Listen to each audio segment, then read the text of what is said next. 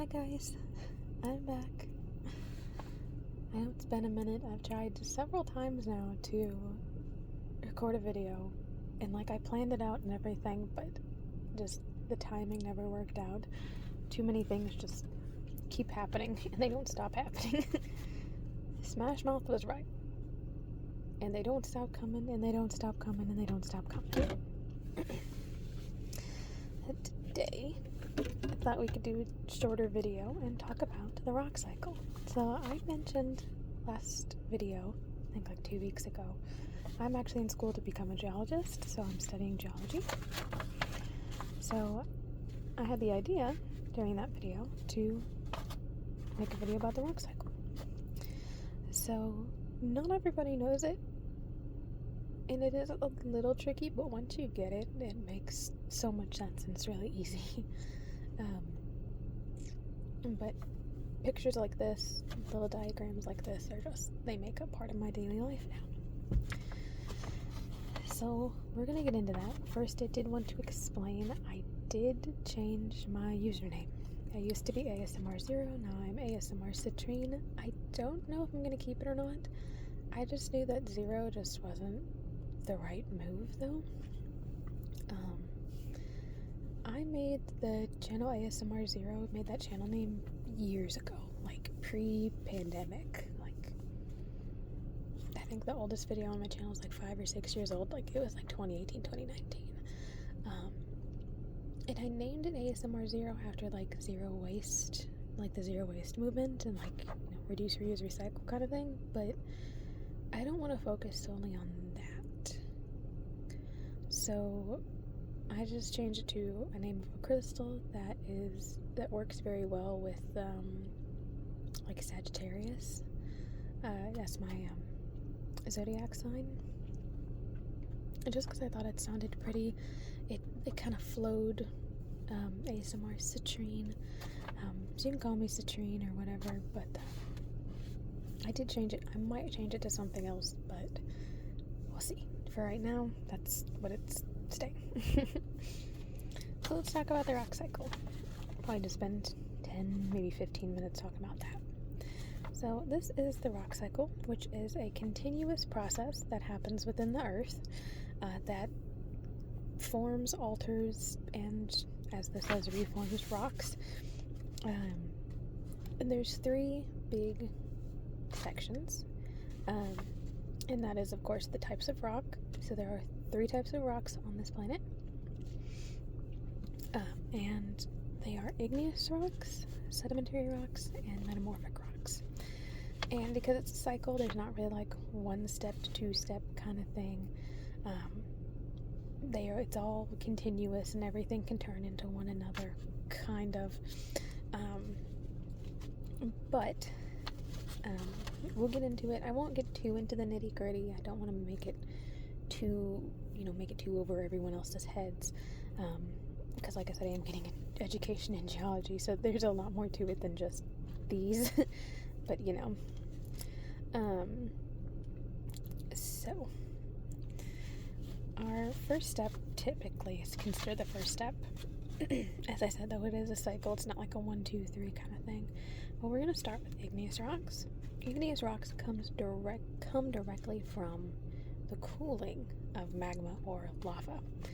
And if you don't know the difference, lava is what comes out of volcanoes. So the molten rock that comes out of volcanoes.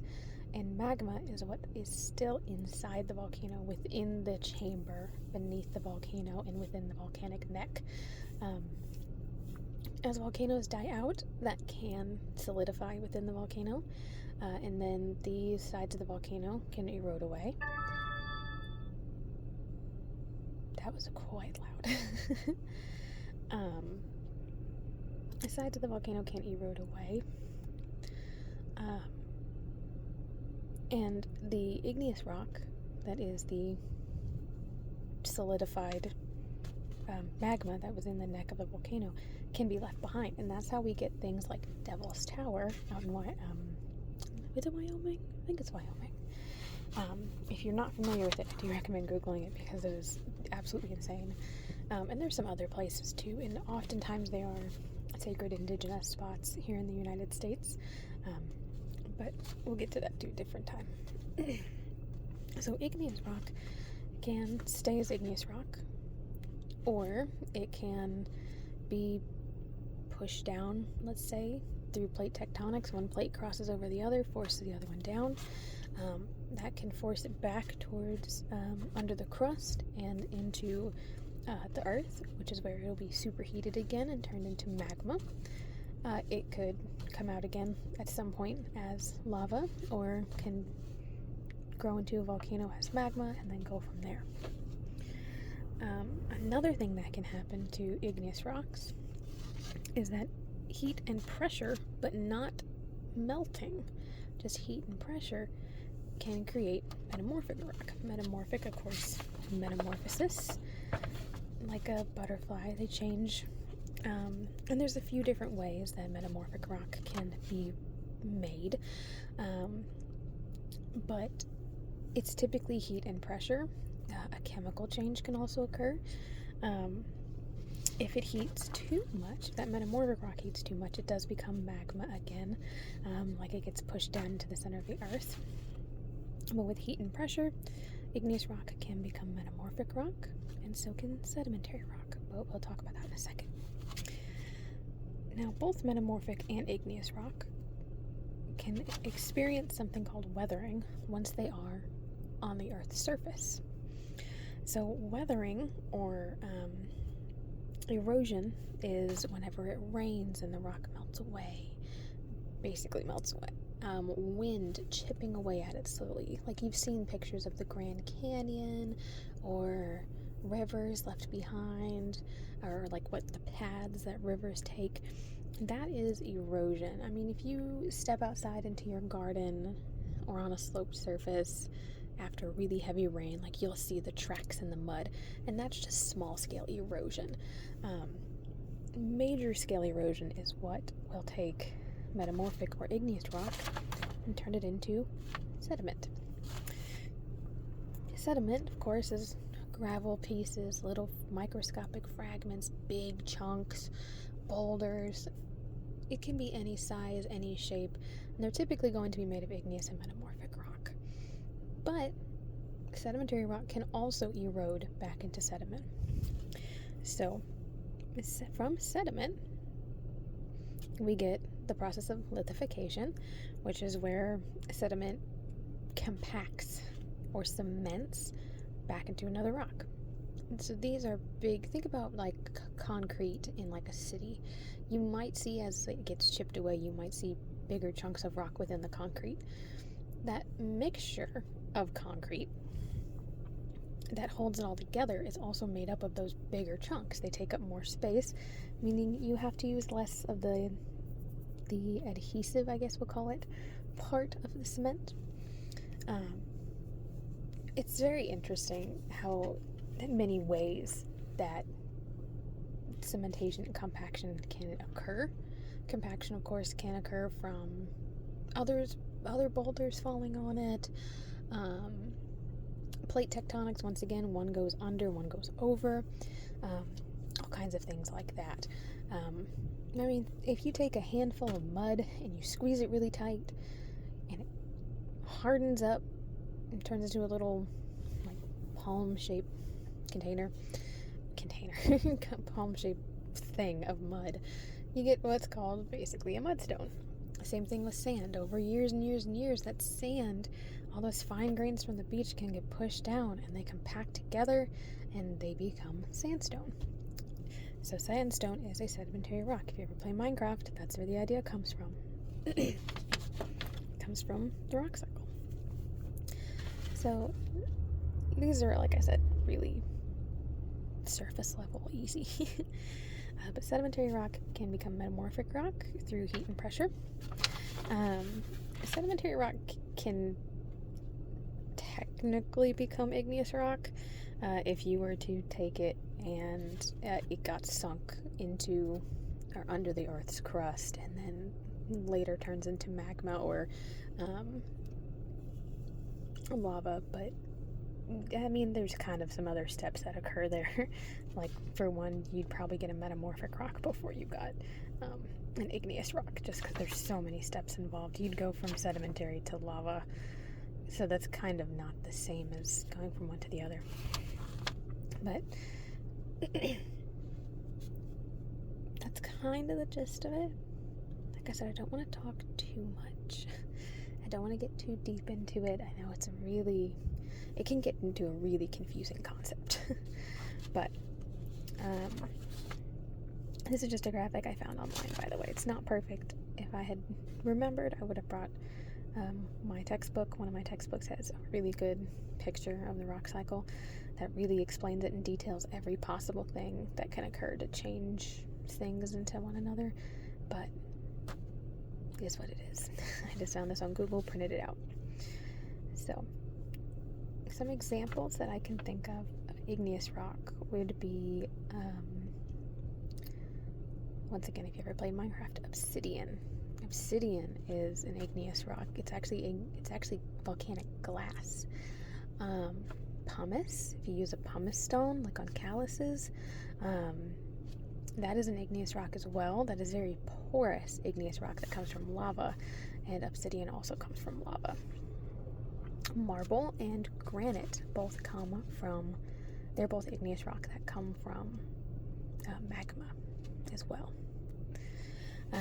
Metamorphic rock, trying to think of a good example. Actually, I think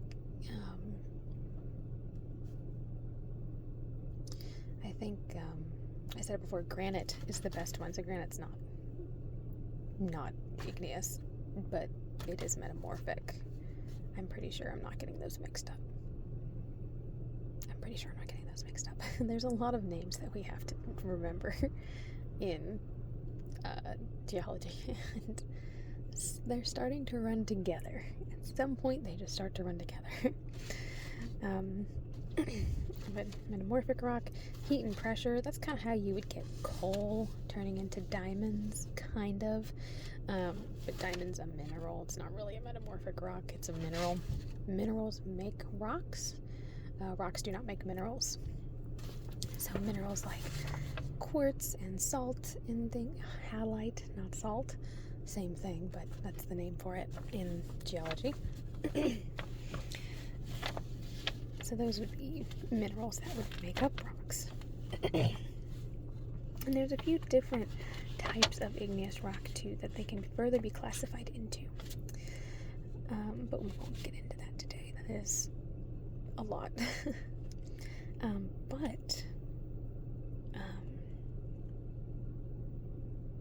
No, never mind. I forgot it already. Oh well. Sedimentary rock, these are some of your more common. It's the most common of the rocks that you're going to see on Earth's surface at least.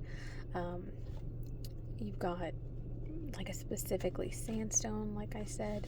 I mean, if you go down to any lake, any beach, you're gonna see, if you dig down far enough, you're gonna see, I mean, sand is like the beginning of sedimentary rock. Dried up riverbeds, for the most part, the bottoms are going to be sedimentary rock. I know what I was going to say now. And sedimentary rock is where you're going to find the most resources. So you're going to find water, oil, gas, ores, mineral deposits. That's where you're going to find the most, is in the sedimentary rocks. That's where you're going to find all that, because gas gets trapped in sedimentary rock, oil gets trapped in sedimentary rock, water gets trapped between sedimentary rock, and that's what we end up digging into, that's what we end up mining into. And sediment's like, technically nobody includes sediment in the rock cycle when they just do these three, but like, yes, sediment is the step that creates sedimentary rock. When it comes to finding out the age of rocks, however, sedimentary and metamorphic rocks are the worst to date to try and find how old a rock is. However, igneous rocks, that's the best. That is the easiest to date if you use carbon dating. I'm sure everybody's heard of that, where you take a radioactive chemical compound and you measure the half-life of it, so how much of it has decayed into a more stable element. At a half, it would be that set amount of years, and that would tell us how old that rock is. So igneous rock is fairly pure. It's not entirely pure. There's definitely different pieces, different minerals that make up igneous rock, but it's pure in the sense that once it is cooled, it traps everything in time, so you can test that using carbon dating. Metamorphic rock is much harder to test, and sediment is the worst to test. And this is because metamorphic rock, as I said, undergoes heat and pressure, or is igneous rock that undergoes heat and pressure, or sedimentary rock that undergoes heat and pressure, and it changes chemically, like on a basic level. It changes into a new type of rock. So once that occurs, the clock has basically restarted. So we don't know what the host rock was, but we can figure out the age relatively of this type of rock. If the igneous rock gets cooled back again, or the metamorphic rock gets if the igneous rock gets heated, or the metamorphic rock gets heated, turns back into magma or lava, then that clock restarts. So it's easier to date these than it is that. And sedimentary rock, as you can see from our little graphic here, all these green lines, is made up of the erosion and the weathering of other rocks. So if you were to test a chunk of sedimentary rock, you could find the individual dates for the individual, or I guess I should say ages, the individual ages of all the individual little pieces that make it up, but you won't actually be able to find out just how old that chunk of rock is. So sedimentary rock, it's easier to guesstimate, basically. It's called relative age dating, not absolute age dating, which is what carbon dating is absolute age dating.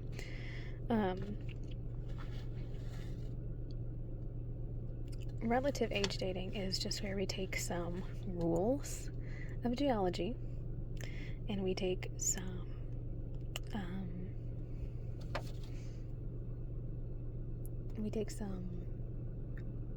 basic rules like the law of superposition, we take some plate tectonics, and we take some fossils, and we can carbon date those fossils. Or we can just take the fossil, and if it's one that we recognize, we can recognize what era it comes from.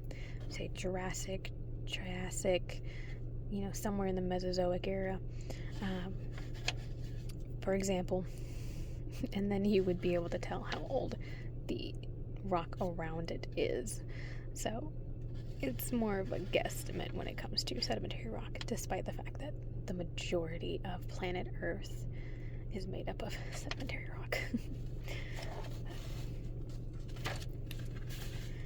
I hope this little ramble was pleasant.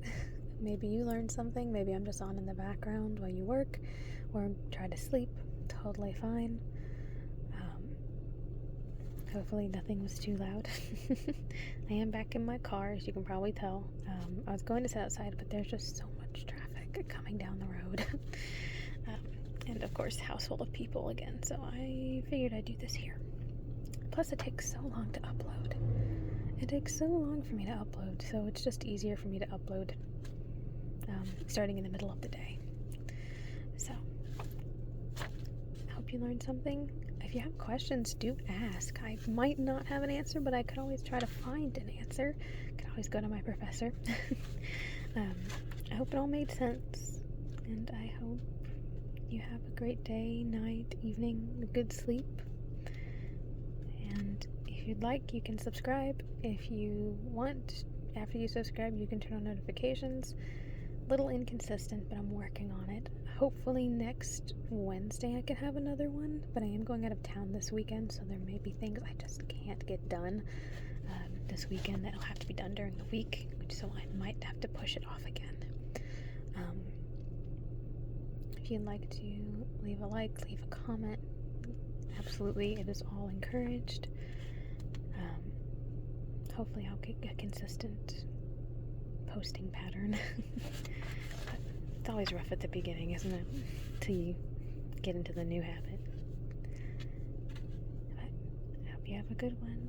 Bye.